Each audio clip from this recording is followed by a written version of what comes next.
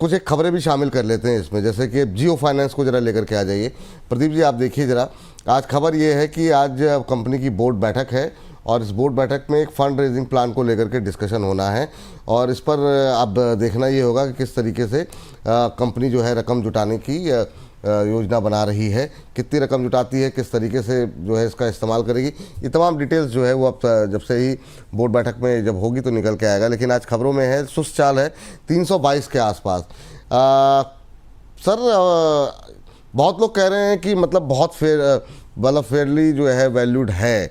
क्या ये लेवल नई खरीद के लिए सही है प्रदीप जी, या आपको लग रहा है थोड़ा नीचे है उसके बाद एंट्री करनी चाहिए? कुछ लोग 370-80 के भी टारगेट दे रहे हैं। आपकी सलाह क्या रहेगी अभी जियो फाइनेंशियल को लेकर के? देखिए सर, मुझे लगता है कि एक बार वेट करना चाहिए। अब न्यूज़ वही है कि आज जो फंड रेजिंग को लेके बात होगा, ऑलमोस्ट अंबानी फैमिली 4 से 5% स्टेक लेने का ऐसा कुछ न्यूज़ चल रहा है मार्केट में। एंड उसके उनके बाद उनके पास स्टेक हो जाएगा 51%।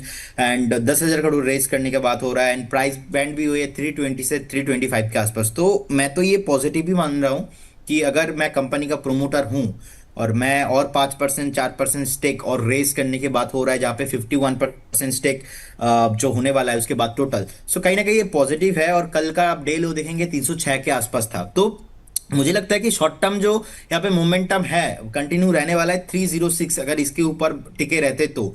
सो एज ए इन्वेस्टर्स आपको क्या करना चाहिए, लास्ट टाइम का जो हाई था आप देखेंगे ऑलमोस्ट 335 से लेके 340 के अराउंड। सो अभी अगर आप बाय करके जाते हो तो ये जो न्यूज़ है ऑलरेडी प्राइस के साथ ना डिस्काउंटेड है, तो इसीलिए ज़्यादा कुछ प्राइस में मोमेंटम नहीं आ रहा है। सो अकॉर्डिंग टू माई भी मुझे लगता है कि 305 एक पोटेंशियल स्टॉप लॉस होना चाहिए जो शॉर्ट टर्म ट्रेडर है उन लोगों के लिए।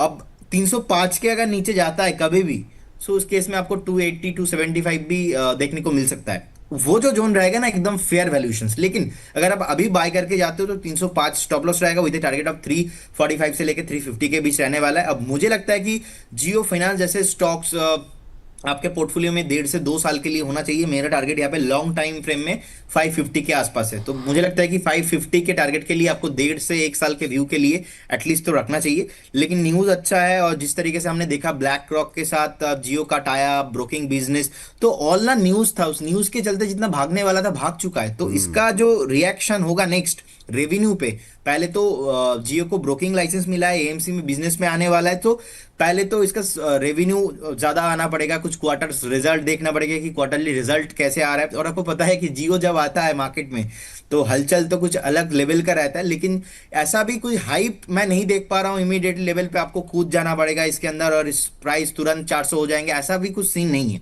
So with respect the price action with stop loss of 305 आप बने रहिए।